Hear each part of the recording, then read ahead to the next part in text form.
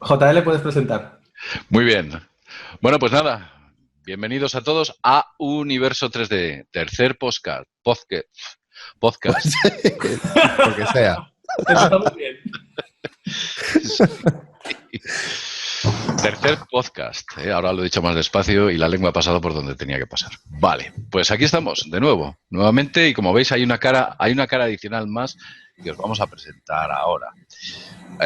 Podemos ver, sí, tú apuntas abajo, pero yo le veo en otro lado, así que... Yo apunto a la izquierda. Pero los que están viendo el directo, le ven aquí. Lo veo. Vale. Más fácil si señalo yo. Bueno, pues nada, tenemos, como siempre, pues a Oliver Villar. Aquí le tenemos. Buenas. Brevemente, Oliver. Pues nada, yo soy el de Blentuts y El de siempre. tengo un libro de Learning Blender. Es que ya nos hemos presentado ya varias veces, ¿no? Yo creo que ya nos deberían... Pues Oliver Villar, de Blentuts. Tenemos también a Juan Gea, de Pixelodeon. No, ¿Cómo? ¿Qué ha pasado? ¿Qué pasa? de Pixelodeon, no. Corta. Está Diego ahí con Pixelodeon por detrás en todas Diego partes. Moya, Pixelodeon. Es que os tenéis que poner credenciales o algo. Sí, tenemos que poner unos cartelitos aquí. Bueno, a Diego solo le han faltado las luces de neón para ver que era Pixelodeon. Vale. Y a Juan Gea de Bon Studios. Bon Studios, Juan Gea. Sí, pues aquí los tenemos. Yo soy JL del canal Blender y tenemos a un invitado cuyo nombre es José Rodríguez. José Rodríguez es un artista español. Hemos hablado en estos dos anteriores podcasts, bueno, pues como sabéis, de artistas extranjeros, pero claro, nosotros les hemos invitado y sencillamente no nos han contestado porque supongo que estaban muy liados y no han podido venir. Y finalmente, pues tenemos con nosotros a un gran artista, un artista que yo he tenido la oportunidad de ver sus trabajos. Ahora veréis y sabréis qué tipo de trabajos hace este hombre. Y quizás el que mejor lo conoce sea Juan Gea. Tal vez yo, o Juan, presentarlo yo no sea muy adecuado. Juan, háblanos de José y luego que José hable de sí mismo. Bueno, José, le tenéis aquí abajo, lo veis en la cámara. Es un magnífico artista. Podéis ver su página web jrs3d.com. Ahí podéis ver sus trabajos. Él trabaja en Ilion, pero ahora nos lo contará él, que para eso está. Y básicamente, él y yo tenemos una relación desde hace muchísimos años. Somos amigos desde hace muchos años. Y me parece uno de los mejores artistas, y me parece que le está haciendo la pelota, no estoy haciendo la pelota, soy sincero, me parece uno de los mejores artistas 3D que como modelador de personajes y en general como modelador que tenemos en España. O sea, me parece uno de los mejores. Si queréis, empezamos ya a preguntarle, antes de que le salgan los colores rojos en la cara. O en la cabeza. En la cabeza también. Bueno, es curioso que vamos aumentando el ratio de calvos que estamos en el podcast. Ya vamos 3-2. No, Dentro de poco os cae el pelo. No somos tan calvos, tenemos pelo en la cara, hombre. Diego Moya y yo nos vamos a resistir a esa tentación. Sí. Diego, aguanta. Diego. Yo aguanto. Sabíais que Dios creó unas cuantas cabezas perfectas y todas las demás las cubrió de pelo, ¿no? Exactamente. El chiste malo que tenía que ser. No comparto esa opinión, Oliver. Para demostrarlo tienes que quedarte calvo. Normal, tienes pelo. Bueno, José. Sí, bueno, vamos a empezar con la pregunta más sencilla de todo, la más básica de todas. ¿Por qué? ¿Cómo te metiste en el mundo del 3D? ¿Qué es lo que a ti os surgió dentro de ti para decir, esto es lo mío? Bueno, pues ante todo, muy buenas a todos y muchas gracias por la invitación. Sobre todo yo creo que, Juan, a lo mejor muchas gracias a ti, en especial por la insistencia, porque me parece a mí que a lo mejor les has incluso dado la vara, ¿no? Para que me traigan a hacer este podcast. No, que va. Ellos estuvieron dispuestos, nada más decirlo. Ha sido a ti al que le da la vara. Es verdad. Sí, eso es cierto también. Bueno, pues con respecto a la pregunta, yo al 3D caí un poco de refilón. O sea, de hecho no era algo ni siquiera que lo tuviese en mente. Yo empecé hace 20 años con el tema de la animación tradicional, la animación 2D. Y bueno, fue lo que estudié. De hecho, dejé los estudios precisamente para centrarme en la animación 2D, que era lo que me gustaba.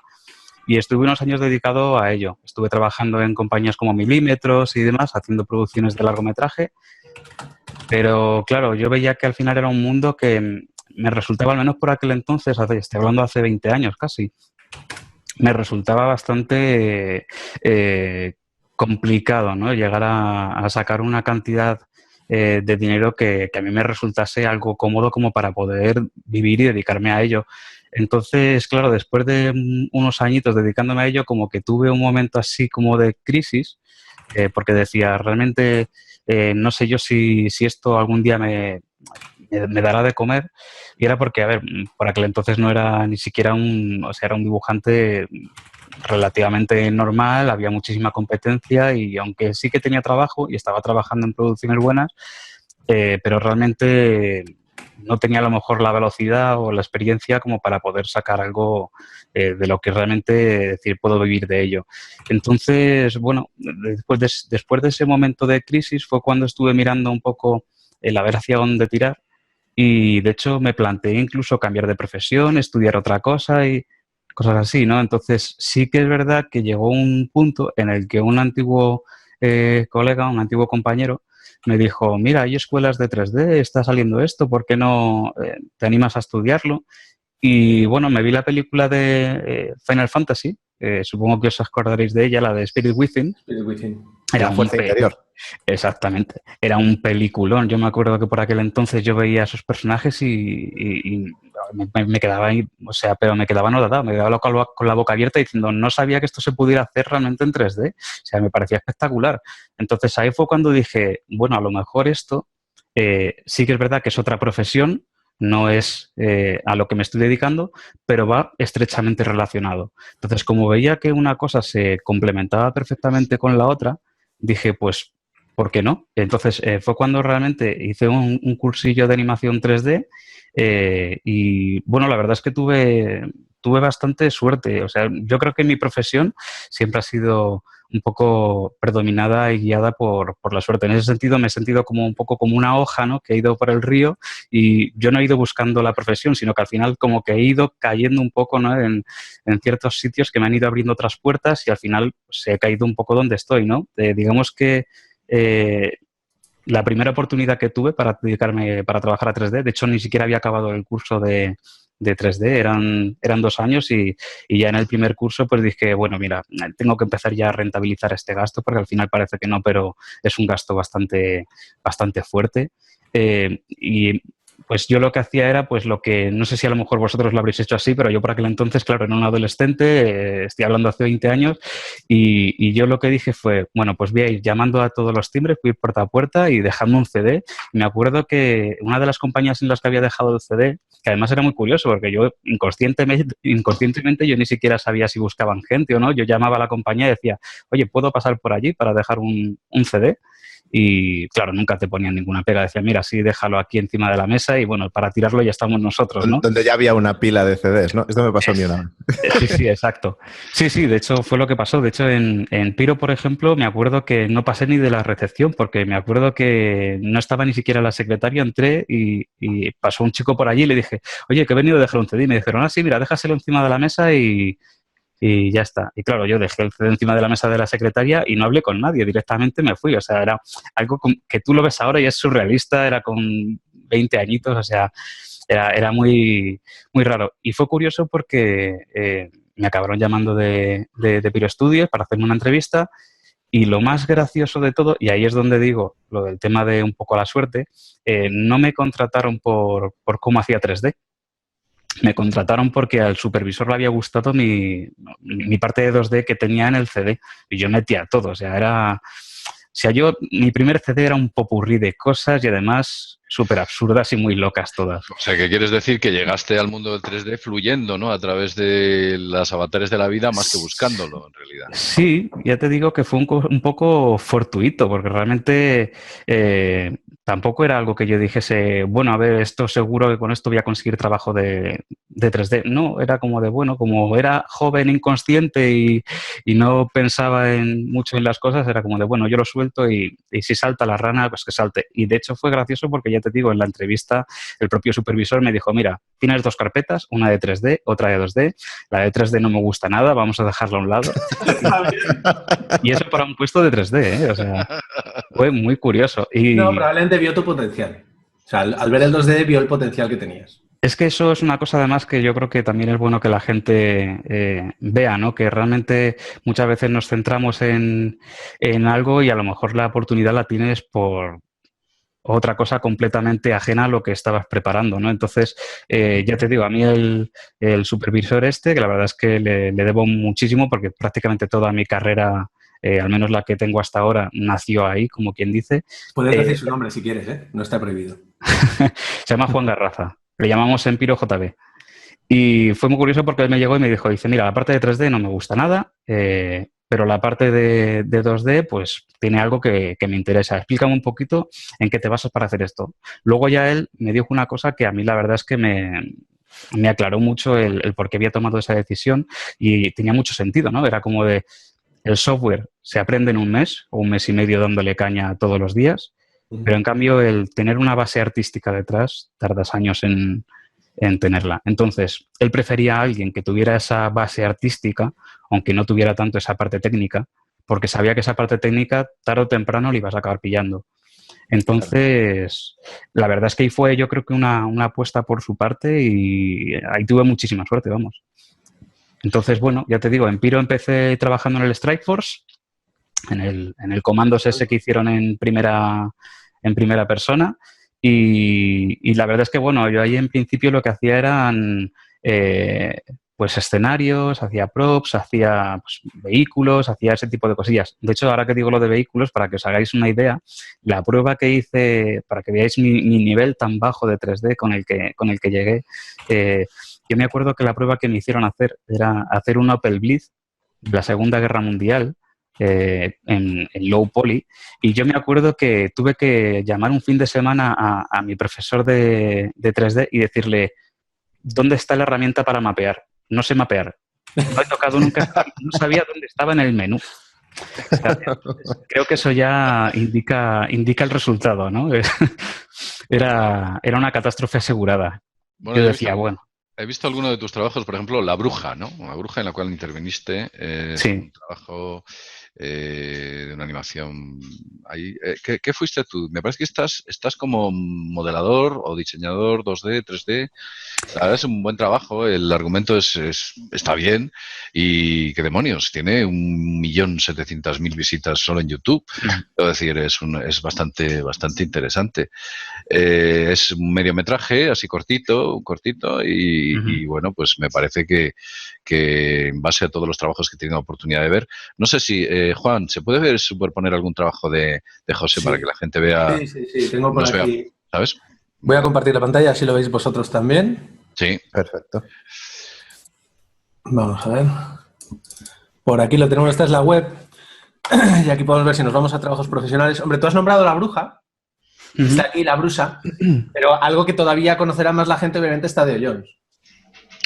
Entonces, él ha sido el responsable. Bueno, ahora lo contarás tú, José, pero tú has sido el responsable del modelado de los personajes, sobre todo de Tadeo y de varios personajes principales de Tadeo. Bueno, sí, de hecho, cuando empecé en el estudio éramos 9 personas. O sea, era un estudio pequeñito, la verdad. Estaba empezando. Sí. Y en La Bruja, Dogchild, o sea, hay varios proyectos. Aquí está el Strikeforce. Sí, bueno, con lo que me preguntaba José Luis, realmente en qué parte del proceso estaba involucrado. Yo, aunque empecé como modelador de escenarios y generalista, ¿no? Haciendo un poco de environment, un poco iconos, hacía prácticamente todo lo que fuera surgiendo. Tuve la oportunidad de precisamente completar digamos que la formación previa que yo había tenido de 2D, la pude complementar muy bien cuando dije, ¿por qué no empiezo a hacer personajes en 3D? O sea, todo eso que había aprendido de anatomía, todo eso que había aprendido de las siluetas, de las poses, de las expresiones, de cómo construir una cara, todo eso al final me vino genial haberlo aprendido en 2D para aplicarlo luego a la hora de aprender el 3D. Entonces, bueno, una vez que empecé a hacer personajes en 3D, ya no es que me quisiera especializar en ello, sino que todos los trabajos que me iban surgiendo y que me iban proponiendo, al final eran relacionados con los personajes en 3D. Entonces, claro, ahí digamos que me fueron un poco focalizando en ello. Ya no es que me quisiera yo centrar en ello, sino que al final me acabaron centrando y me acabé dedicando a ello de pleno. Y bueno, de hecho ahora, pues sí, trabajo en Ilion Animation Studios y estoy ahí, pues eso, como parte del equipo de modelado de personajes. Hacemos desarrollo visual, hacemos look dev.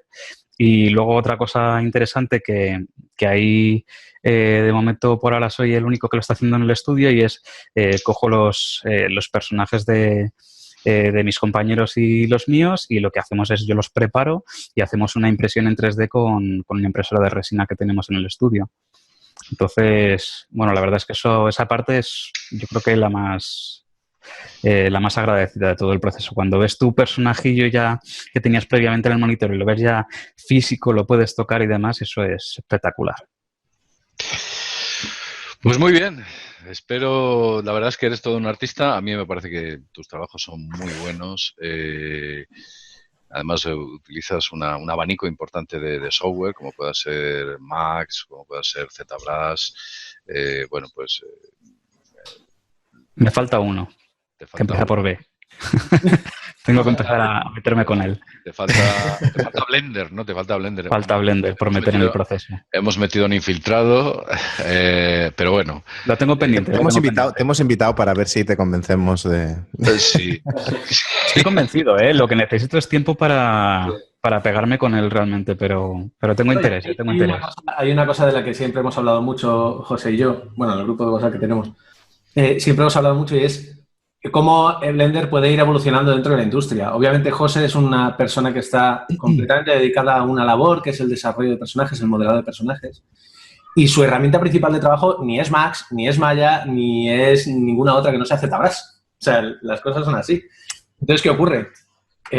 Lo que hemos hablado tantas veces, José, que realmente irte después de Z a otra herramienta, pues vale, será irte, pero no es tu herramienta principal, ¿no? A ver, ZBrush es mi herramienta principal, y de hecho sí que es verdad que antes, con las versiones previas que había, pues como que estabas un poquito obligado a, digamos, que alternar entre diferentes programas, ¿no? Porque Z pues no cumplía todo lo que tenía que cumplir a nivel de modelado, de topología. Digamos que había unas carencias por parte del programa y tenías que complementarlas con otros softwares. En las últimas versiones, yo creo que la visión que tiene Pixologic es bastante clara. Yo creo, me da la sensación que lo que quieren hacer es que los modeladores no tengan que estar saltando entre programas. O sea, ya, por ejemplo, el simple hecho de que hayan puesto un Gizmo 3D es un indicativo de que cada vez se están centrando más en softwares que sean de modelado poligonal. El hecho de que puedas construir geometría, puedas construir hard surface, te indica de que realmente quieren que no estés pasando por otro software que no sea el suyo. O sea, al final sí que es cierto que incluso para las compañías, y en este caso, por ejemplo, Blender cumple exactamente el mismo cometido. O sea, prácticamente parten, yo creo, que de la misma guía. Obviamente, para las compañías es bueno que, por ejemplo, un artista no tenga que depender de 4 programas o 3 programas para trabajar, porque eso son licencias. Entonces, claro, si una compañía tiene en un departamento a 5 personas y cada persona tiene que estar con 4 programas y con 4 licencias, pues eso para la compañía es un gasto económico. Entonces, obviamente, todo lo que sea optimizar esas licencias, para una compañía siempre va a ser positivo. Si, por ejemplo, tienes un programa en el que puedes modelar geometría poligonal, esculpir, mapear, iluminar, si lo tienes todo junto, pues obviamente va a ser mucho mejor que si tienes que tenerlo repartido entre diferentes softwares. Blender. En ese sentido, y ahí es donde voy. Blender cumple todo eso. ZBrush intenta ir sobre todo más enfocado. No, obviamente no va a ser un programa de 3D, porque el tema de iluminación, el tema de escalas y demás, pues no lo va a llevar exactamente como un programa 3D como tal, porque realmente no es un programa 3D. Recordemos que es un programa 2.5D. Pero sí que es cierto que, por ejemplo, la parte de todo el proceso de modelado, que antes sí que obligaba a saltar entre diferentes softwares, al menos esa parte del proceso sí que es verdad que se nota que la quieren delimitar. Y ahí es donde realmente yo me siento cómodo, porque, claro, antes tenías que, es cierto, saltar entre diferentes softwares y ahora yo personalmente puedo perfectamente, y de hecho lo he hecho bastante a menudo, puedo empezar un personaje de cero y acabarlo incluso mapeado directamente dentro del propio ZBrush sin tener que estar saltando a otro software. Entonces, a mí eso me resulta muy cómodo. Vemos que yo conozco ZBrush, seguro que muchos de vosotros conoceréis ZBrush. La verdad es que la carencia del gizmo le daba unas grandes limitaciones. Esa extraña herramienta alargada con 3 puntos que había que mover y que te destrozaba el modelo como no supiese hacer. Correcto. El transposer era como una especie de mecanismo del diablo que te destruía todo si no lo sabías manejar de manera adecuada. Si lo sabías manejar de manera adecuada. Ese salto es muy obvio y es evidentemente lo que está o lo que trata es de un poco pasar a las hard surface, pasar a otro tipo de forma de trabajar dentro del propio ZBrush, que siempre ha sido o ha estado identificado con el modelado más biológico. Muy bien, pues José. Hay una cosa, espera, JL, hay una cosa que yo le quería preguntar a José, porque me parece interesante para todos los demás, que lo hemos hablado muchas veces, y es, voy a compartir otra vez la pantalla, porque es acerca precisamente de su trabajo. O sea, José como artista tiene una característica y es la capacidad de traducir una ilustración al 3D de una manera espectacular. Sí. Esto es algo que muchos artistas, muchos escultores intentan, consiguen resultados muy buenos porque son escultores buenísimos, pero no consiguen tener la misma ilustración. La misma, exactamente. Y yo creo que José es un maestro en esto. O sea, esto que estamos viendo aquí, esto es 3D. Esto es 3D, pero está basado en una ilustración. En el vídeo, Juan, tienes el primer fotograma del vídeo, tienes directamente los dos uno al lado del otro y puedes compararlos. Sí, ahí se ve. Ahí están. ¡Ostras! Es impresionante. La izquierda es 3D y la derecha es 2D. Entonces, José, ¿qué consejos les podrías dar tú a estos artistas, a estos escultores que son buenos, que tienen buen conocimiento de anatomía, de que controlan bien los volúmenes, controlan bien las texturas, la luz, controlan un poco todo bien, pero ¿qué es lo que, o qué detalles o qué trucos piensas tú que serían los más adecuados para estos artistas para poder conseguir traducir una ilustración 2D a una ilustración 3D? Y antes de que respondas, quiero enseñar que el cocodrilo no es 2D solo desde la vista, o sea, es 3D. Está reinterpretado para que se vea bien y para que esté correctamente representado. Pues, bueno, esta imagen original era de un compañero con el que estaba trabajando en Ilion, Ignacio Huejes, Machete. Es un buen amigo mío, es un crack como artista, y es que me enseñó un día esta imagen suya y, o sea, me enamoré de la imagen, o sea, me parecía espectacular.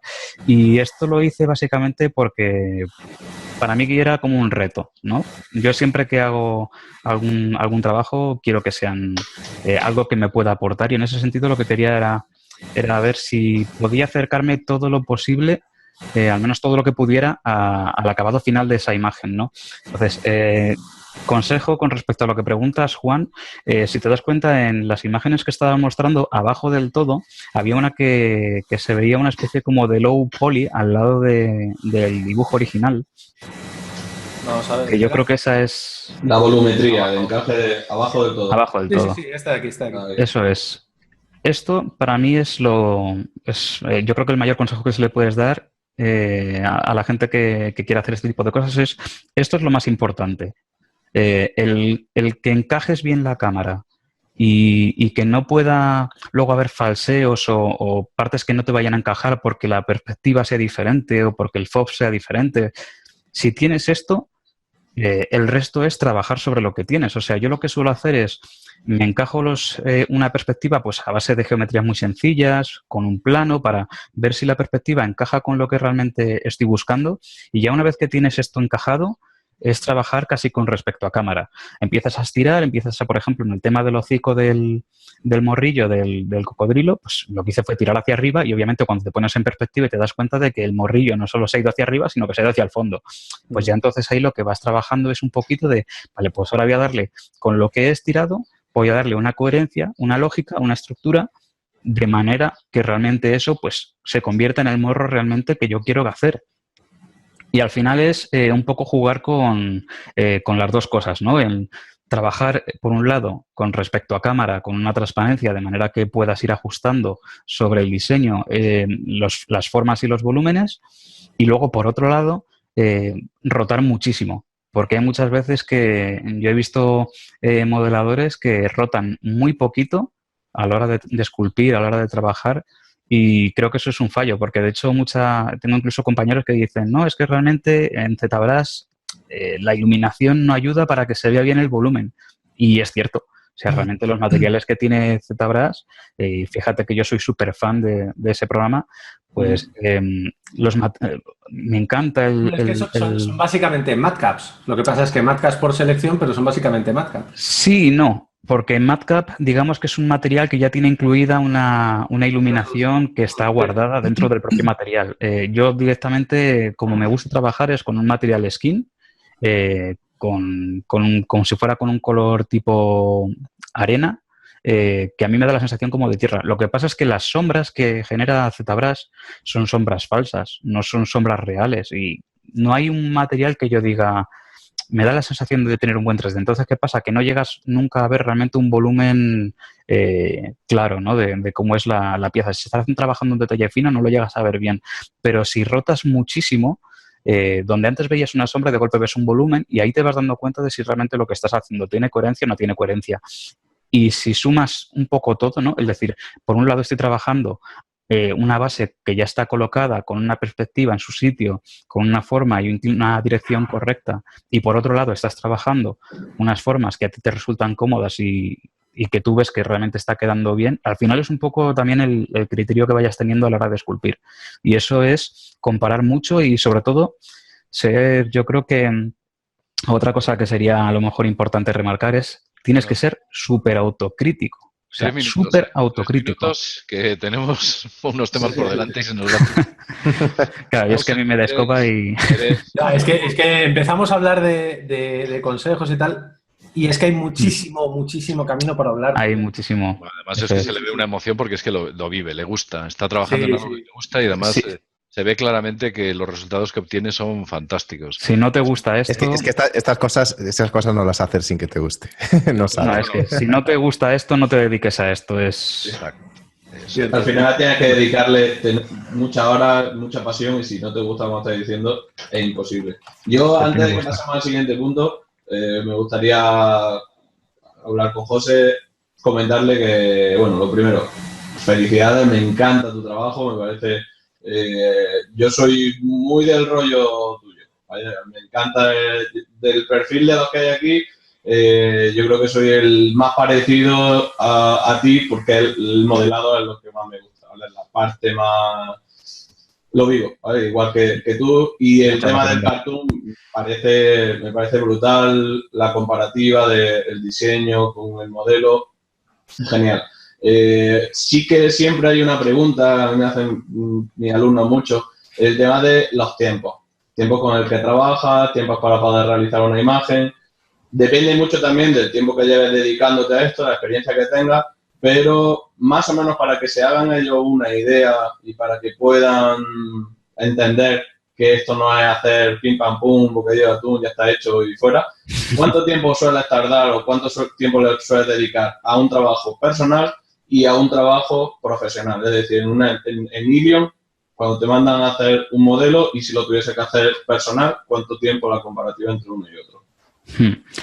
Pues, a ver, en el terreno laboral, al final siempre estás supeditado por producción, ¿no? Al final, digamos que el presupuesto de las películas son los que marcan realmente cuánto tiempo vas a poder dedicar a cada tarea. Y en nuestro caso, por ejemplo, es que en tener, por ejemplo, un personaje completamente grabado, aprobado por el director y demás, en este caso puede rondar a lo mejor un mes aproximadamente. En otras producciones es que puedes estar a lo mejor rondando entre un mes, 6 meses. He llegado incluso a tener compañeros que han estado 8 meses con un protagonista. Al final, ¿Cuánto has tardado en hacer El Guerrero, por ejemplo? Para ser más algo concreto, ¿no? Sí, más Sí, concreto. En horas o en días, no sé. ¿Cuánto has tardado en hacer esa maravilla? Porque pues, he visto que tiene algún reconocimiento, ¿eh? Tiene algún sí, reconocimiento en alguna Cada revista. imagen de José tiene un premio. El Guerrero tiene un O sea, aquí reconocimiento. sí, pero Alguna el revista. Guerrero yo creo que fue yo creo que fue un punto de inflexión, porque es Sí. que cuando acabé Tadeo Jones, digamos que quise probar, digamos que otro tipo de estéticas y, claro, no tenía realmente nada personal para poder mostrar y todavía no había salido la película de Tadeo y tampoco podía enseñar nada profesional. Entonces me encontraba como en un impasse y dije, bueno, pues voy a dedicar un tiempo a hacer algo que me ponga un poco al límite, a ver hasta dónde puedo llegar. Tipo Warhammer, ¿no? Y lo que pasa es que esto al final lo tuve que estar alternando entre unos freelance que me iban saliendo porque obviamente había que pagar facturas y no puedes estar solo en casa viviendo del aire. Y bueno, por ejemplo, fueron entre freelance y demás, pero fueron 7 meses. Este fue un proceso largo. Pero claro, este fue un proceso prácticamente completo. Tenía sus displacement, tenía iluminación, estuve trabajando en texturas.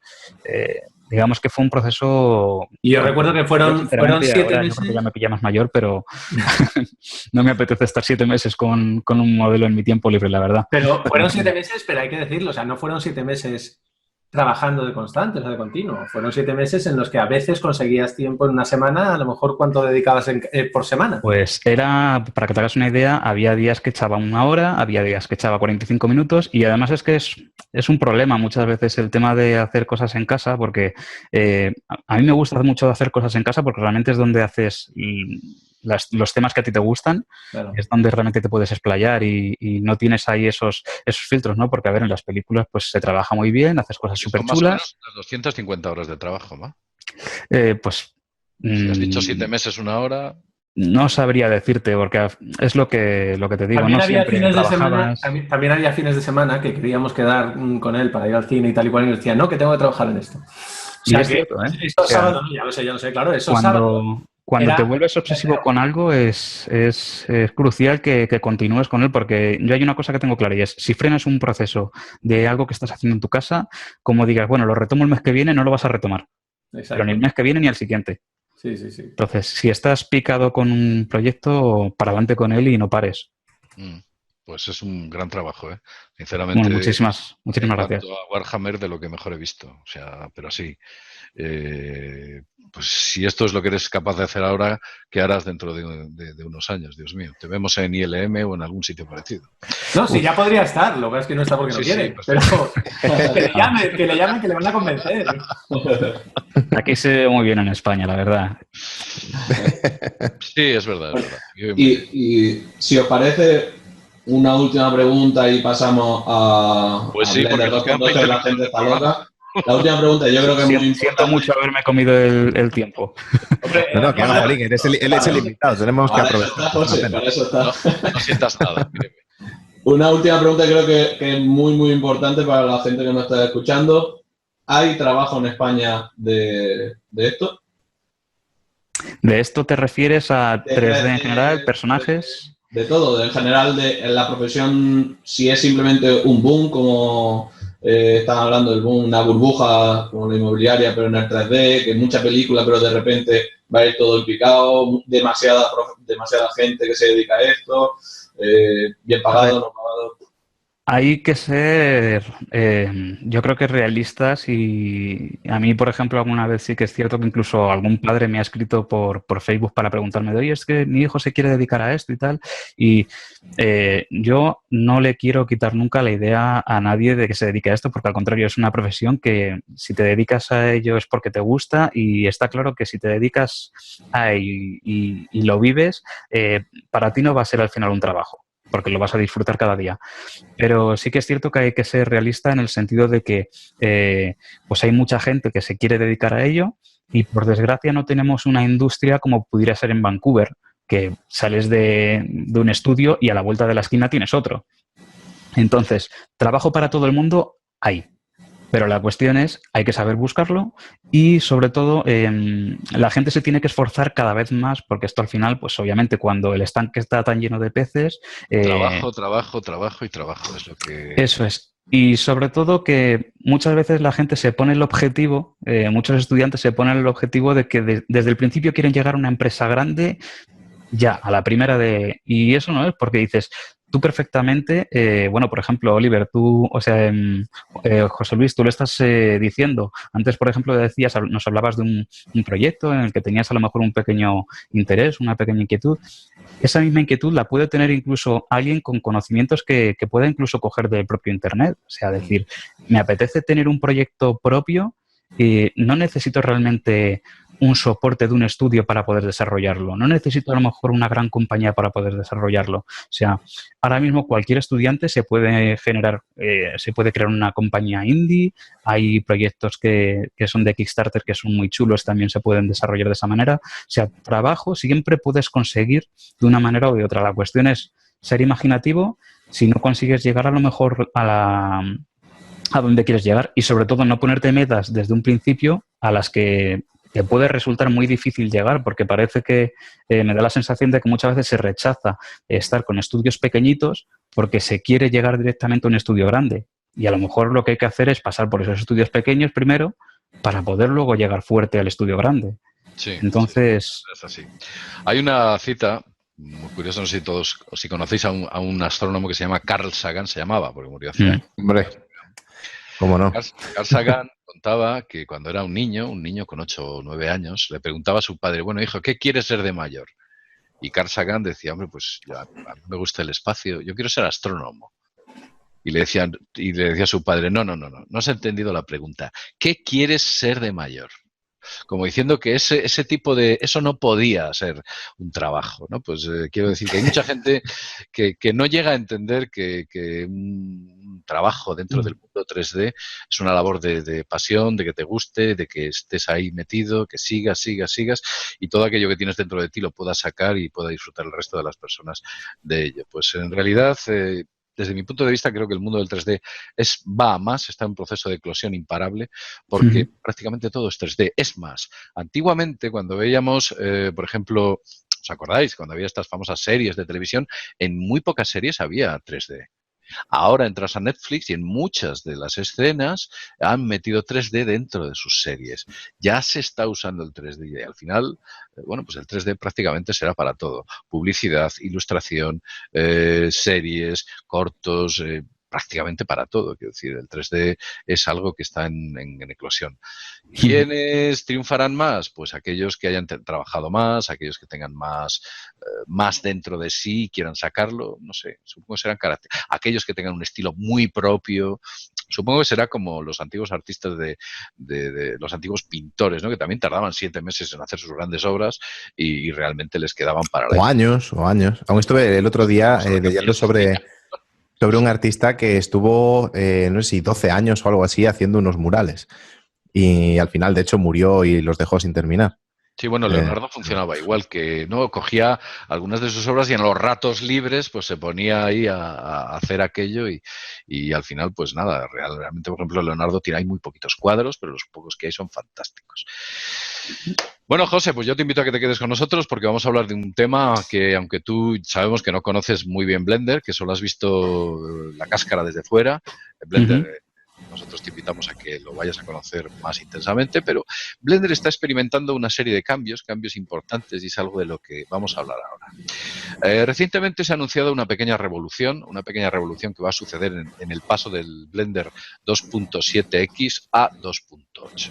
Esa revolución no es ni más ni menos que la eliminación del motor de juegos y la eliminación del internal render o el renderizado interno que llevaba Blender, entre otras cosas, porque creo que hay alguna más, como por ejemplo la modificación de los iconos e incluso de todo el entorno, de la interfaz.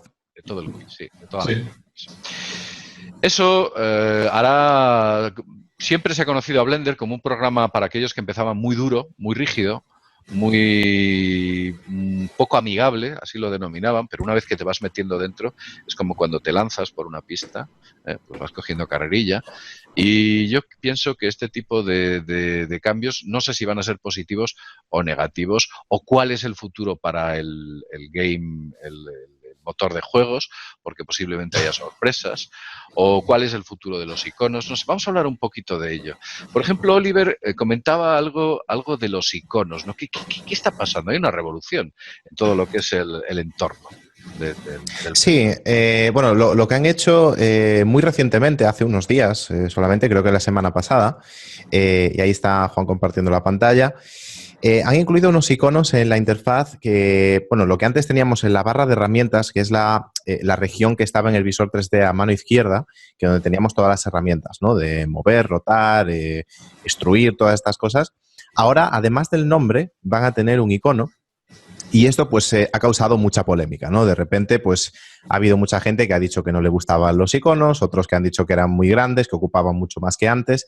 Y esto yo creo que es un problemilla que tiene Blender, ¿no? Y es que no es el problema de Blender, ¿vale? No quiero que se me malinterprete aquí. El problema no es de Blender, el problema es de nuestra actitud hacia Blender. Y es que como el desarrollo es tan transparente, mientras las cosas no están terminadas todavía, la gente ya las puede probar y las critica sin saber exactamente a dónde se quieren llevar, ¿no? Ahí estaba mostrándolo además Juan, y se puede ver que esto es algo que mucha gente ha criticado. Es que los iconos son muy grandes, pero es que se pueden cambiar el tamaño. Es que incluso de 4K se quedan... Claro, y aparte pues los puedes poner a la medida que te parezca, y esto es lo que está mostrando ahora Juan, esto es lo grande, ¿no? Que la idea de los iconos es que precisamente no ocupen más, sino que ocupen menos. O sea, el texto lo podemos ocultar por completo porque si un icono nos da la misma información, ocupa mucho menos espacio en la pantalla. Claro. Por otro lado, yo creo que es también una ayuda muy grande a los que están empezando, tanto en el 3D como los que se pasan a Blender, porque pues simplemente viendo el icono sabes lo que hace la herramienta, ¿no? O te da una idea de lo que hace la herramienta. Entonces yo creo que es un cambio muy positivo, me gusta el estilo que está llevando y bueno, pues a ver qué opináis vosotros. ¿Qué opináis, Juan? Vamos a ver, yo soy de los primeros que criticó, no lo critiqué de manera destructiva, hay que entenderlo. Yo critiqué de manera constructiva en el sentido de entrada, y además siempre lo decía así, de entrada no me gustan. ¿Pero por qué no me gustaban? O sea, poco a poco como que te vas adaptando más y los estoy viendo cada vez mejor, ¿no? Al principio parecía que era como un sustituto de la toolbar y directamente teníamos que tragarnos esos iconos al tamaño que estaba, tal. No, cuando ya se fue indagando, cuando se fue viendo más, se vieron varios detalles. O sea, el primero es el tamaño lo adaptas tú como quieras, que eso ya sabemos que lo podemos hacer en toda la interfaz de Blender, pero no, yo creo que al menos a mí y a muchos otros, de entrada, se nos había olvidado que eso se podía hacer. No se os ocurre, sí. Claro, es como... Bueno, y luego hay otra cosa muy importante, el hecho de que salieran así de entrada, y además que salían así y un poquito más pequeños, pero vamos, más o menos así. Claro, esto a mí me recordaba mucho la interfaz de Bryce y a la interfaz de TrueSpace. Y es como, no, por favor, o sea, no volvamos a los años 90 en el que las interfaces tenían ese esqueumorfismo raro, en el que no tenías interfaz, tenías pues una casa flotando ahí en medio de... ¿no? Y no quería, o sea, me daba miedo que llegáramos a ese punto. Claro, ¿qué ocurre? Esto ya se está viendo por dónde va, ¿no? Y se está viendo no solo la modificación de tamaño, se está viendo, por ejemplo, ayer se mostró que estos iconos son 3D. Son literalmente 3D, son punto lens. Que vamos a tener capacidad de modificar. Personalizar, sí. Va a ser impresionante la capacidad de modificar toda la interfaz, ¿no? Y luego hay un detalle muy importante que me gustó mucho, que aunque no tiene... Bueno, dos cosas. Primero, que aquí arriba es donde nos salen en la toolbar. Es donde salen... Bueno, en esta build yo creo que no está saliendo un pimiento, pero... Vamos a ver si puedo irme al school. Vale, esto, sí. Dejarlo claro. Yo creo que lo hay que dejar claro porque hay mucha confusión, sobre todo la gente que está empezando. La versión 2.8 no es estable. Esto es algo completamente experimental, en desarrollo. Si queréis trabajar, usar la 2.79. La 2.8. Exacto. Entonces, una de las cosas es que aquí arriba, por ejemplo, toda la información, que eso se lo pregunta a mucha gente, toda la información que aparecía aquí, los settings de las tools, ¿dónde están? Entonces, están aquí arriba. Lo cual está muy bien porque nos está liberando espacio, pero desde mi punto de vista, por lo menos, el hecho de tener que hacer un clic para sacar la curva me resulta problemático, o sea, me resulta incómodo, ¿no? Porque yo puedo estar esculpiendo y quiero estar controlando la curva. Entonces ya es como un clic adicional. Y mucha gente dice, no, pues que se ponga un pin para mantener esto en ventana, para mantenerlo activo. Pero eso no es una solución, porque tenemos curve y si ahora me voy al stroke y quiero configurar el stroke, se están solapando. Entonces yo creo que está como a medio camino y creo que realmente va a llevarnos a un lugar espectacular de interfaz. Los mockups que se han visto, estos mockups, por ejemplo, todos estos mockups, había, no sé si está aquí, no está aquí, hay uno... Hay uno, ese de la interfaz de arriba, ¿no? No, es que había uno que era brutal que mostraba, a ver si está, mostraba también el look and feel, o sea, la parte de look and feel y demás, mostraba más cosas. A ver, Juan, yo sinceramente pienso que eres un hater. La muerte. Tú eres, cuando hablamos, cuando se habla, sale una nueva herramienta y de repente te llegan y te dicen, es que la gente se está quejando. Eres tú el primero. No, yo soy el segundo. No, además, entras allí, que ya te digo que es que estás en todas partes. Entras allí al tema donde han publicado el cómic en tal y está allí Juan. Está ahí Juan diciendo... Te han detectado, Juan, te han cazado. Sí, me han encantado. No, ahora en serio. Esto, para la gente que nos está escuchando, creo que hay que dejar muy claro que esto es un primer paso. Sí. Esto no tiene nada, el resultado final, la 2.8, va a cambiar totalmente el concepto que se tiene de Blender para los nuevos usuarios, pero para los antiguos, lo que hay que tener siempre claro es que, igual que pasó con la 2.49 para la 2.5, la fundación no va a dejar que Blender muera, que se adapte, que sea igual a otros software. No, siempre va a intentar mejorarlo y adaptarlo todo para que sea más profesional, sea más útil para nosotros, más rápido de trabajar. El tema de que un icono sea más grande, más pequeño, todo ese tipo de cosas, todo eso va a estar solventado, va a estar optimizado al máximo para que Blender siga siendo un programa que consuma poco, siga siendo un programa que se visualice, de intentar hacerlo lo más atractivo posible y darle todas las opciones que tenemos los usuarios de Blender actualmente y mejorarlo siempre. Entonces, que ahora el conflicto que hay, que siempre surge en cuanto hay un pequeño cambio, a mí yo es que no entiendo el concepto de, es que si le das al botón izquierdo te sale el cursor, es que es el demonio. ¿Por qué? Porque es que pero hay que entender una cosa, o sea, el hecho de participar y decir esto a mí no me gusta, yo creo que eso también hay que hacerlo, pero esto a mí no me gusta, dando un porqué, ¿no? O sea, esto no me gusta, pero es una mierda. ¿No? Claro. Esto plantea un problema importante que debemos ver, y es que pensad que en el momento que cambiamos todo el entorno, todos los tutoriales existentes, todos, ya no son válidos para aquellos que... No, esto es lo que está muy bien diseñado aquí. Espera. Para todos los que se inician, evidentemente los que tienen una mínima o cierta veteranía, saben que si estás pulsando sobre un icono, tienes su contrapartida en la antigua versión. Pero, claro, todos aquellos que se inician tendrán que empezar, habrá que rehacer todos los tutoriales de cero, directamente.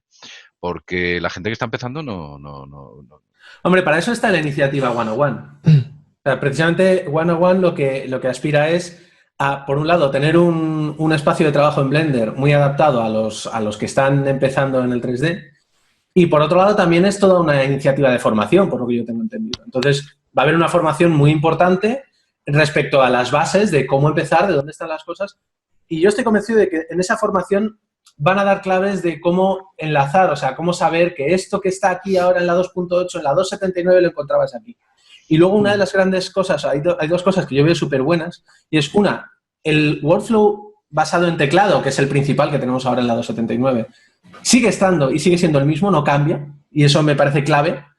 Y luego otra muy importante que a José le va a gustar es lo del cursor que tenemos con el botón izquierdo, o sea, con el botón izquierdo del ratón. Cuando le das se mueve el cursor y eso la gente que empieza se vuelve loca porque en Maya, en todos los softwares, tú tienes una cajita de selección o selecciones. Ahora ya no. Ahora es verdad que tienes el cursor si quieres, pero si activas Select Border, también lo va a cambiar. Seleccionar. Entonces ya tienes la misma función que en otros programas. Y si cambias a cursor, pues tienes cursor, ¿no?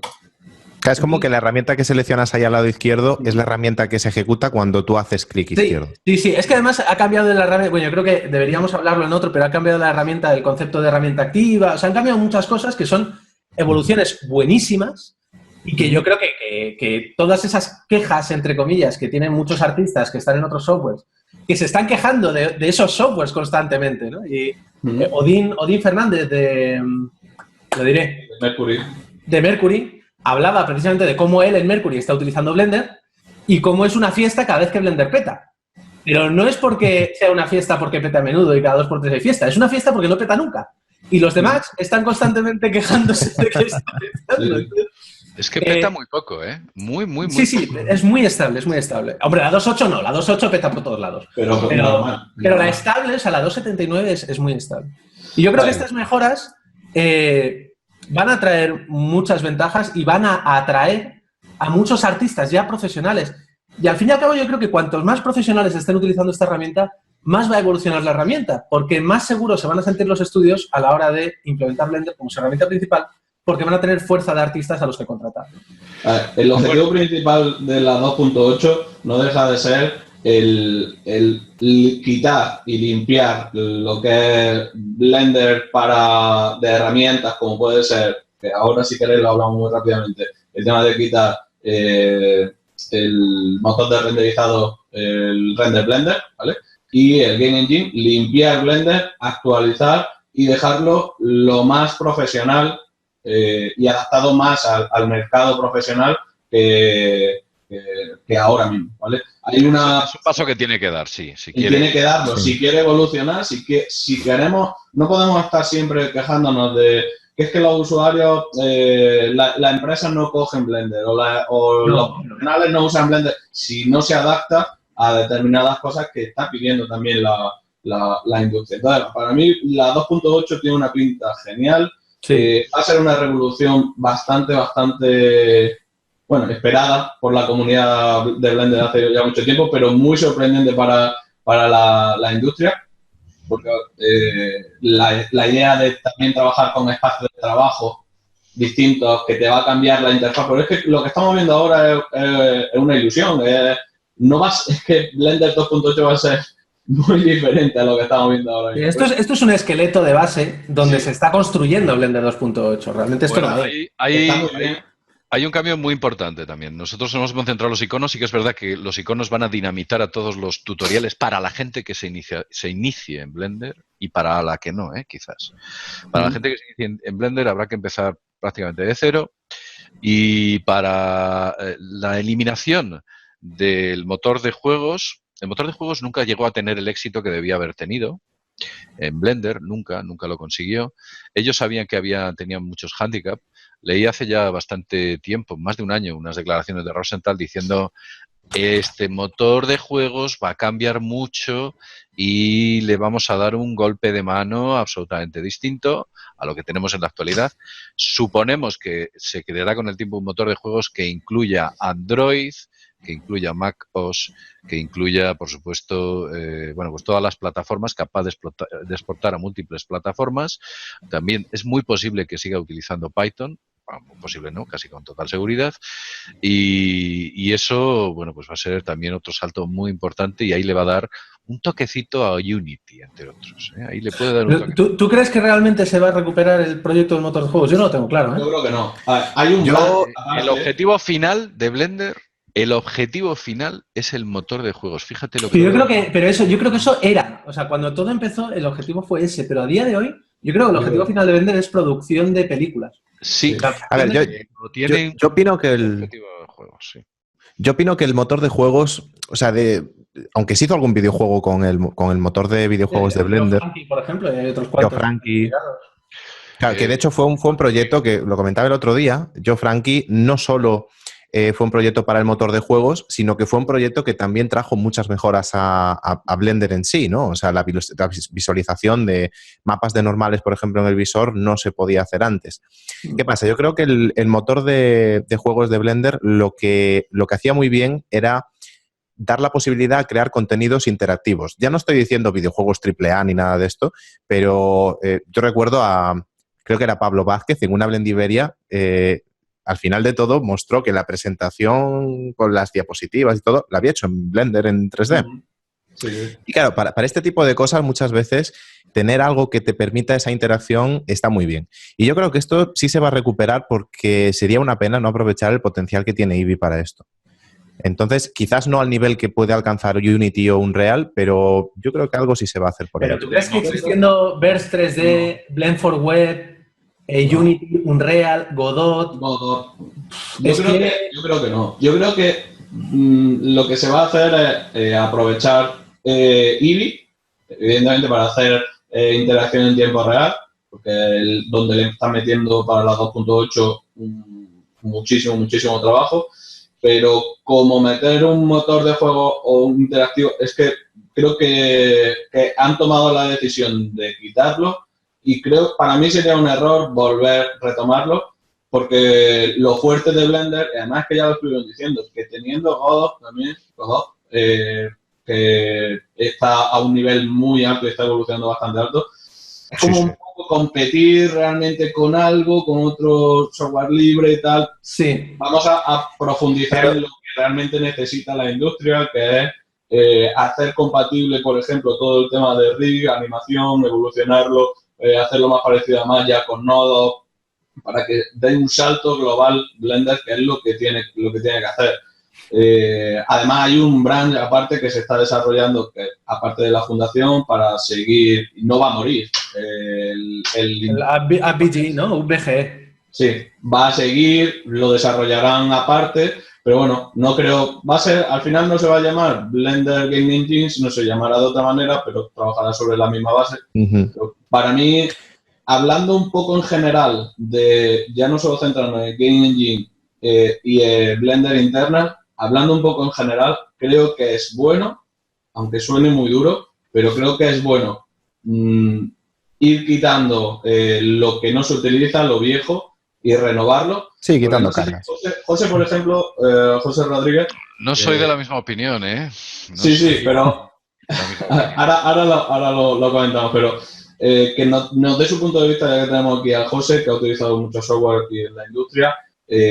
¿Cuál es la sensación que tienes tú cuando utilizas un software y empiezas a ver que en la versión tal tiene 5 herramientas, en la versión tal tiene 10, 15, 20, pero de esas solo utilizas las 7 últimas que han hecho, pero las anteriores no las van borrando? ¿No te resulta, qué sensación tienes cuando vas acumulando herramientas y no se limpia y lo que hace es consumirte más memoria, consumirte más recursos? Lo que hace 3D Max y Maya y...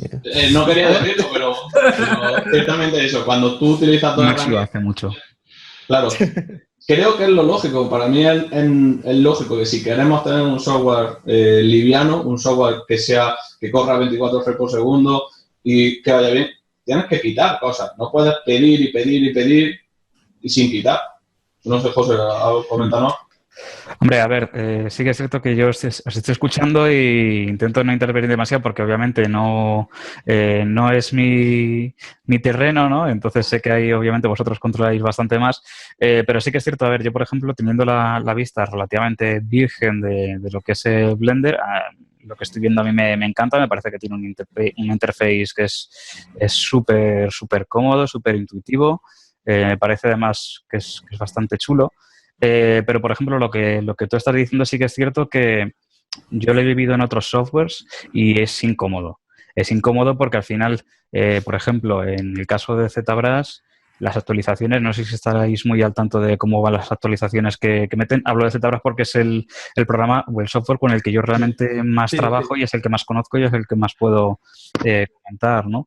Pero, por ejemplo, sí que es verdad que de una actualización a otra, los cambios que suelen dar son brutales, son bastante brutos. No es, por ejemplo, yo me acuerdo en el Max, cuando estaba trabajando más continuo con él, que en cada versión a lo mejor te cambiaban unos iconos o te cambiaban un poco el interface del mapeado. Los iconos cambian en todas las versiones.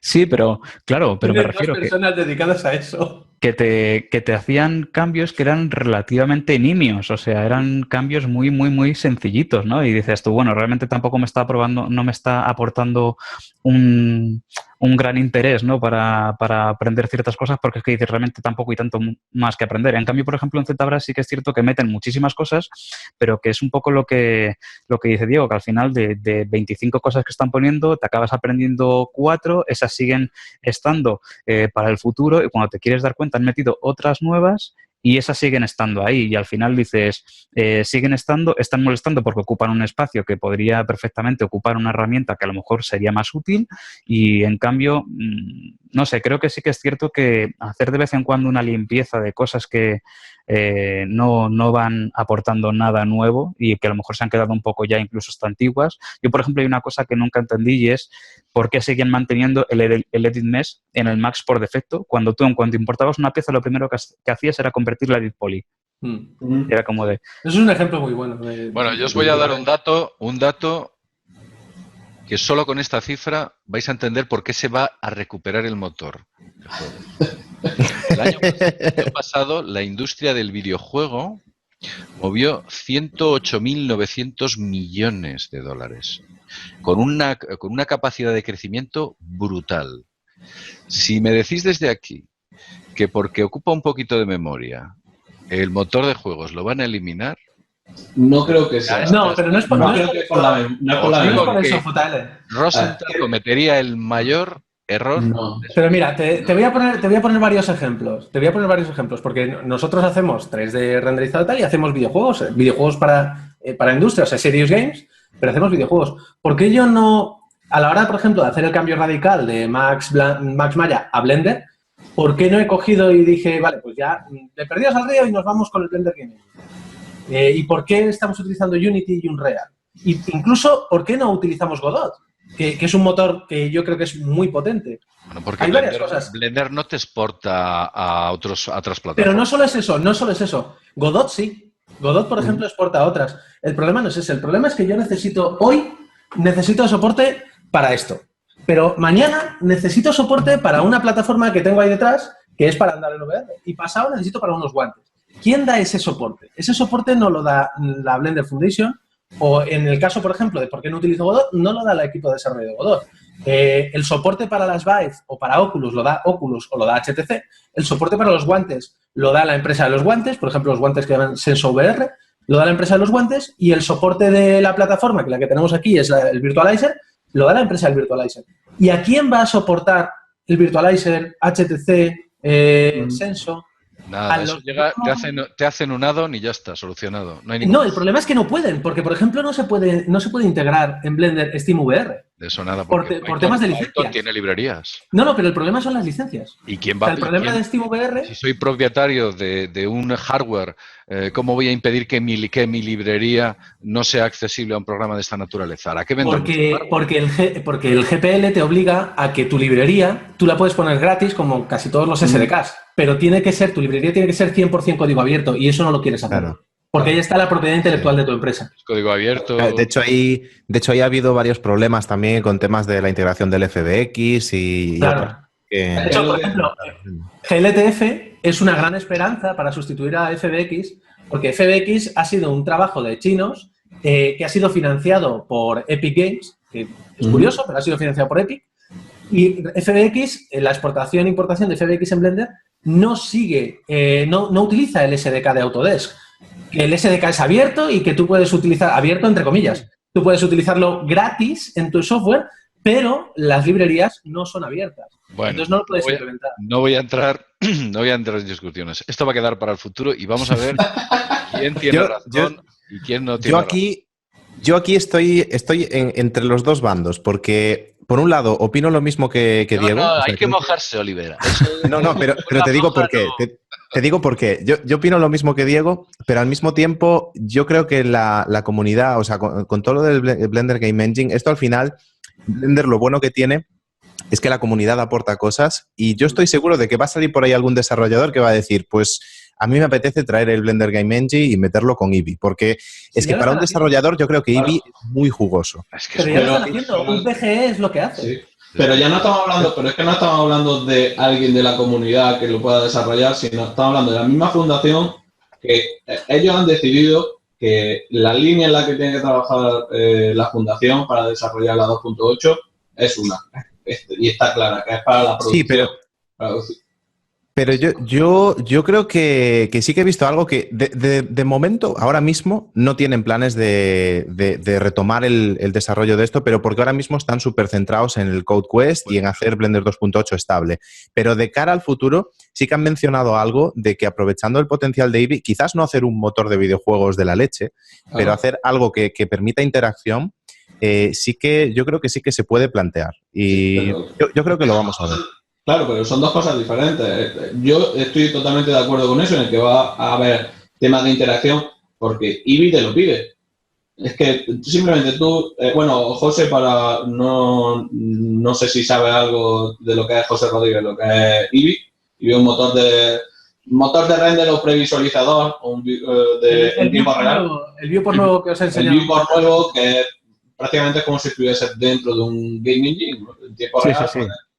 Ver todo, y ese propio Eevee te lo pide, poder hacer cosas de interacción, cuando en principio decían que no se iban a poder hacer un renderizado, ya se puede hacer renderizado. Hay mil cosas que en principio no se tienen en mente, pero el propio programa o el propio Eevee ya te lo va pidiendo y se va implementando. Es el futuro, pero bueno, no creo que llegue a ser el Game Engine. No ya lo veremos. JL está convencido. Sí. Y yo no estoy en contra del game. Quiero decir, conozco muy bien cómo funcionan las estructuras empresariales desde hace decenas de años y te puedo decir que si Rosenthal tira el motor de juegos, le acaba de meter una estocada a Blender espantosa. Pero, ¿cuánto de utilizado estaba siendo? O sea, el problema es, Blender Game Engine no se utilizaba prácticamente nada. A lo mejor el 20% de la comunidad de Blender lo que tiene en mente es hacer un juego con Blender, solo te digo eso. Pero ¿cuánto de eso hay hecho? Pues no lo sé. Hay mucha gente que quiere ser de mayor astronauta y solamente suben a la estación espacial, como sabéis, 5 personas al año. Entonces, las cosas son así.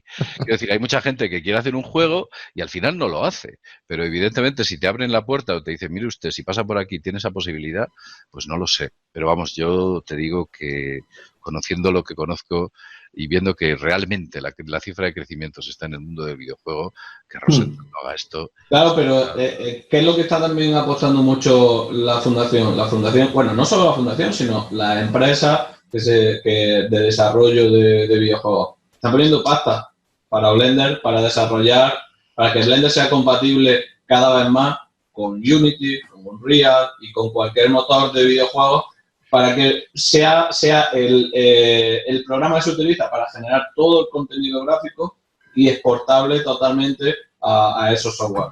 Claro. Y eso creo que tiene más sentido para la gente que quiera hacer videojuegos que el poder implementar, porque cuando hay 10 ramas y queremos dedicarle el mismo tiempo a las 10 ramas, ninguna de las 10 va a estar al nivel profesional que se requiere.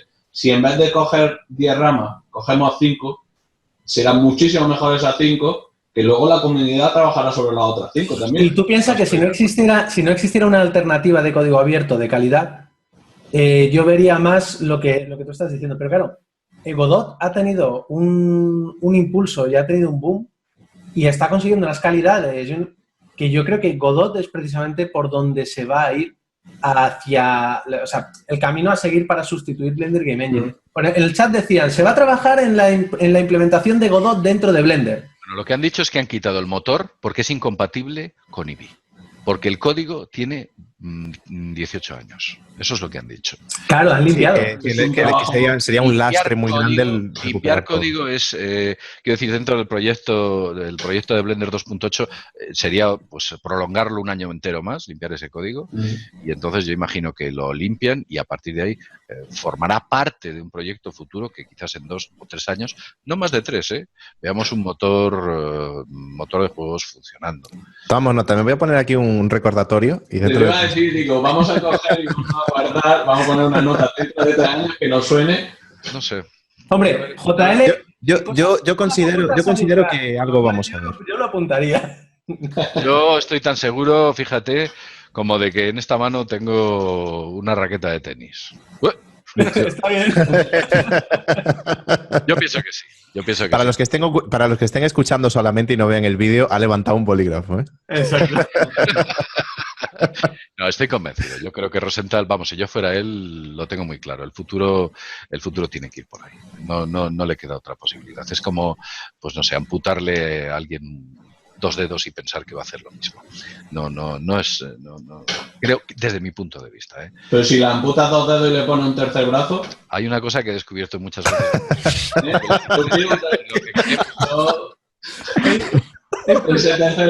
Bueno, vale, venga, vamos a hacer una apuesta. Me juego €1 de que al final van a meter otro motor de juegos, nuevo, renovado y super heavy. Ojo, pero no vale Godot, ¿eh? Tiene que ser otro de la Blender Foundation. No, implementado dentro de Blender.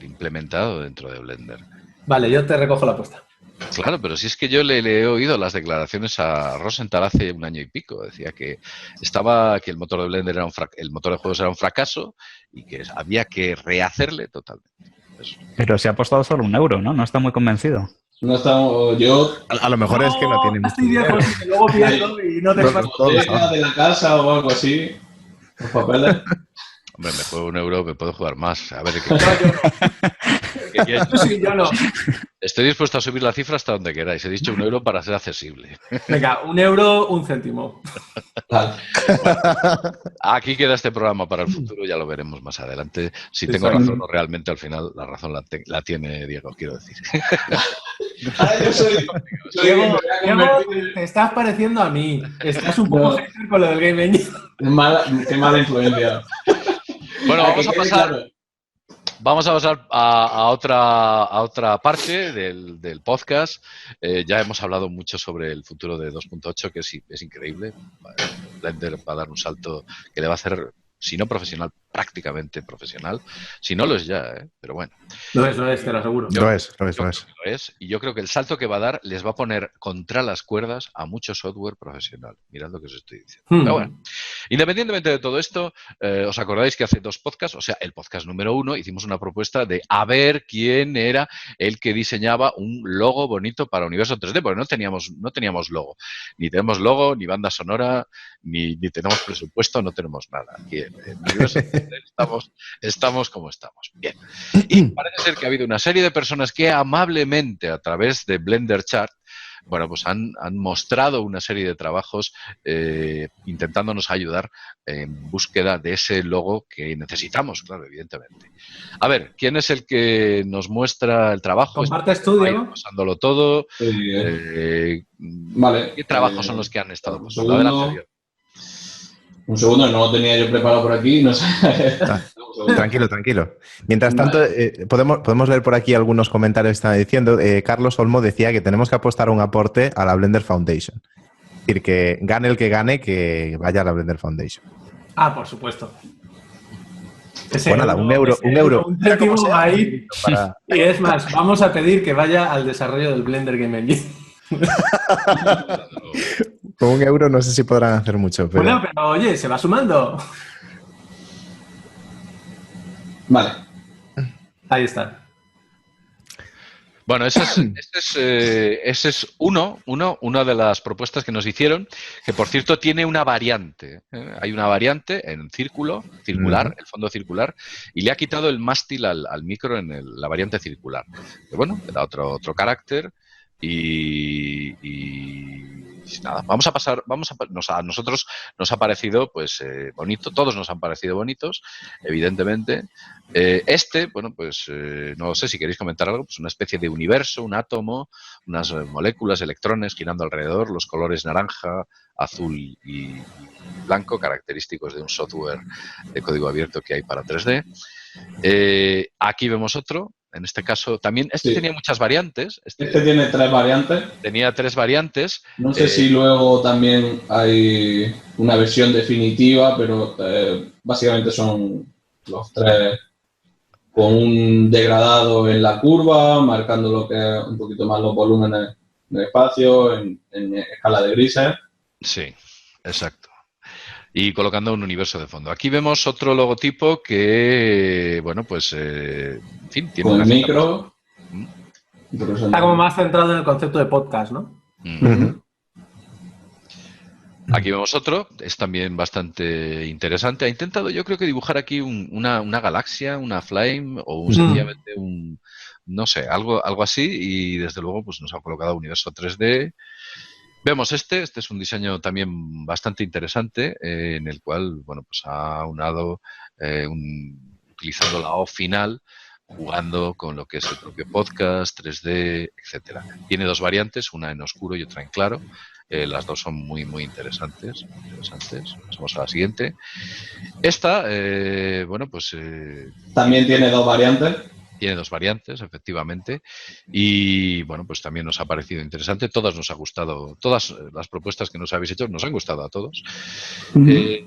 Pasamos a... Esta es la variante, la segunda variante. Esta es otra con dos variantes, en la cual ha dibujado una galaxia, espiral, un micrófono al lado, jugando con la S, unas estrellas, un fondo claro y un fondo oscuro, las dos variantes.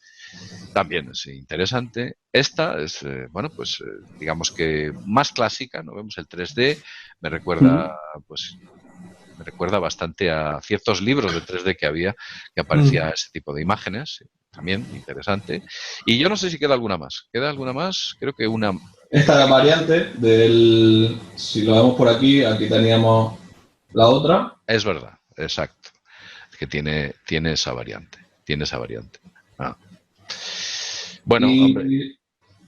Y nosotros hemos decidido secretamente, porque así, bueno, pues no podéis decir, pues yo odio a Juan porque es el que no...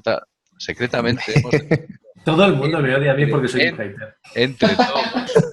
A ver, ha habido disparidad de opiniones, pero hemos dicho, finalmente, bueno, pues hemos tomado una decisión un poco en conjunto y hemos encontrado a este diseño que estáis viendo como el diseño ganador. Este y el cuadrado, que tiene una variante. Sí. Precisamente, Raffly, o no sé cómo se pronunciaría, en el chat está comentando que le gusta el circular, pero con el mástil. El circular con el mástil estaría bien. Justo lo que hemos hablado antes de...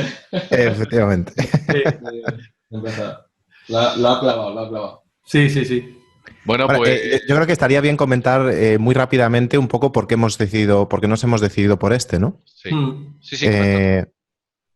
Bueno, pues hemos decidido este porque, por un lado, es muy representativo, ¿no? O sea, está el micrófono del podcast, está el U3D, que es, pues, muy representativo.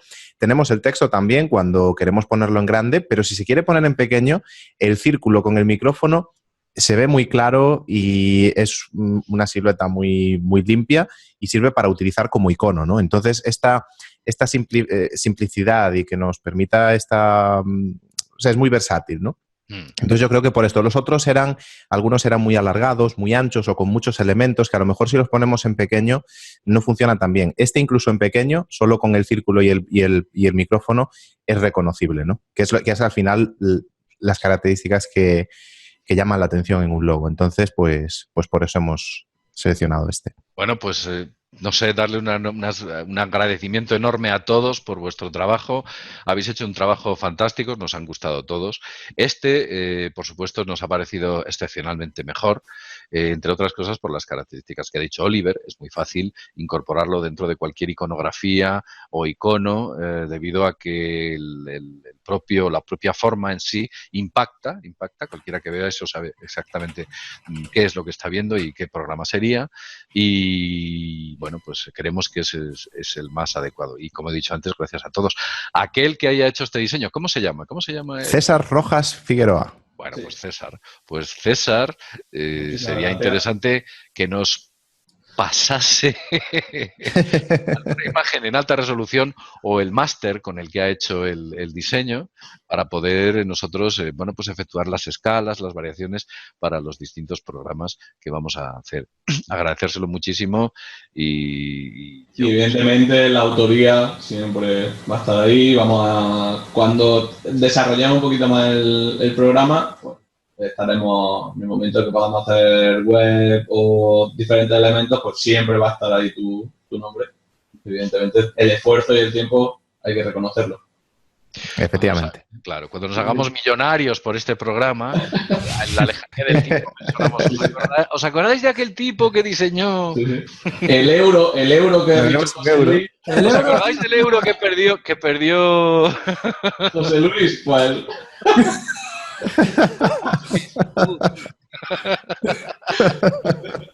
bueno, ya lo veremos. El próximo logo, entonces, la próxima versión la haremos con el Game Engine, ¿no? sí. Bueno, ya veremos. Yo lo siento mucho por Diego, que vamos a hacer. No, pero si es que estáis Un euro no va a ningún lado. esto me parece indignante. No va a ningún lado. Lo siento por ti. Que yo no estoy en contra del Game Engine, yo digo que creo que va a pasar eso. Bueno. Me encantaría que mantuviesen, pero si es a riesgo de perder otras cosas, pues prefiero que trabajen en todo caso en la implementación de Godot con Blender o el flujo de trabajo con otros software, como puede ser Unity o Unreal, porque es el objetivo que creo que tenemos también todos con Blender, que sea lo más profesional y lo más potente posible. Y ya está. Bueno, pues hasta aquí hemos dado de sí. Y en realidad íbamos a estar una hora, hemos estado 1 hora y 20 minutos aproximadamente, quizás algo más. Nos lo hemos pasado bastante bien hablando de todo este tipo de cuestiones. Hemos tenido a este gran artista que es un increíble ilustrador, diseñador, animador, es un crack. José Rodríguez. Muchas gracias, hombre. Ha sido un auténtico Muchas gracias a ti. compartir podcast con vosotros y, hombre, enhorabuena porque estáis haciendo un trabajo espectacular y prometo que intentaré darle caña a Blender, que es un software al que le tengo muchas ganas. ¿Te estás comprometiendo públicamente? ¿Me vas a Sí, ¿no? Sí. Sí, la cosa es que a mí me gustaría probarlo. Lo que pasa es que al final es lo de siempre. Cuando tienes poquito tiempo libre, al final lo gastas en otras cosas, pero interés tengo, ¿eh? Eso Bla, que no... bla, bla, bla. Bueno, pues vamos, Nota. Entonces, dentro de un tiempo le invitaremos otra vez para que nos cuente ¿Os su... parece que lo Y la pongamos próxima vez- La próxima vez entenderé lo que decís. ¿Os parece que le pongamos un reto así de... Ya te lo adelanto, Diego, no va a poder hacerlo. Ya, No, pero- es que sé la organización que tiene personal él y sé No, que pero no minutos, de- o sea, no que te ponga a hacer modelos, sino que... vale. Porque evidentemente está claro que el tiempo va justo. Pero invitarlo para dentro de 3 programas, y son 3 meses, ¿vale? Para ver si le ha podido echar un ojo a Blender, testearlo un poco y que nos dé, porque ahora mismo simplemente es lo que ha visto de la interfaz, lo que ha escuchado de Juan, que no sé si será bueno o malo. No, Di que no, espérate a la 2.8. que consta que tengo compañeros que trabajan con él y les he visto trabajar y siempre me ha llamado mucho la atención. O sea que sí que, a ver, desconozco el funcionamiento del programa, pero he visto lo que es capaz de hacer y me parece súper potente. Yo creo que hay una clave muy importante y es que en ZBrush ahora mismo han metido lo que llaman el Sculptris Pro, que básicamente es el modo de topología dinámica que tenemos en Blender desde hace siglos. Y José, tú sabes que muchas veces lo hemos hablado respecto a, oye, yo te decía, no, la topología dinámica y tal y cual. Tú decías, ya, pero es que se ven muchos triángulos, es que no se ve el modelo. No, esa teselación dinámica no me gusta. Claro, y es lo que te está pasando ahora con Z. Sin embargo, en Z sí le has dado caña, sí lo estás probando y lo estás poniendo ahí a prueba para ver hasta qué punto se puede... Sí, pero al final lo acabas probando para poder decir, mira, lo he probado, no me gusta. Bueno, pues Yo creo que el reto de Diego está bien, pero estoy de acuerdo con JL. Creo que es más práctico cuando esté la 2.8. Claro, porque si se pone a tocar palos ahora, cuando llegue la 2.8 no va a saber ni por dónde se anda. Y eso sí. Yo me comprometo a cuando empiece la 2.8, lo pruebo y si queréis volvemos a hablar. En el 2024, ¿no? Porque... Hombre, creo se que- supone por que favor, Yo creo que para septiembre hay una versión. Sí, para septiembre estará una versión ya. una beta puede ser, Sí. ser. Mm. Sí, sí. Una cosa, porque como estaban preguntando por aquí, ya ha respondido Diego en el chat, pero yo creo que está bien comentarlo otra vez antes de despedirnos, la página web de José Rodríguez, que es jrs3d.com. La pondremos al pie de la descripción del vídeo y, por supuesto, también en el podcast dentro de iVoox. Como sabéis, también colgamos el MP3 en iVoox y colgamos el vídeo en Canal Blender. Y ahí es donde donde lo podréis ver. Una cosa muy importante, porque hoy estamos emitiendo por nuestro canal, por Buen Estudio, pero esto va a estar en Canal Blender colgado. ¿Vale? Importante recalcarlo para los que estáis en vivo, que no os confundáis. Sí, lo colgaremos en Canal Blender y bueno, pues allí estará. Y nada más, agradeceros a todos que hayáis aguantado y nos hayáis soportado, sobre todo al que os está hablando en estos momentos. Y os emplazo para el siguiente podcast, que será en junio, la primera semana de junio, el primer sábado de junio. Nos vemos en el próximo podcast de Universo. Adiós. 3D. Hasta luego. Hasta luego. Hasta luego a todos, muchas gracias.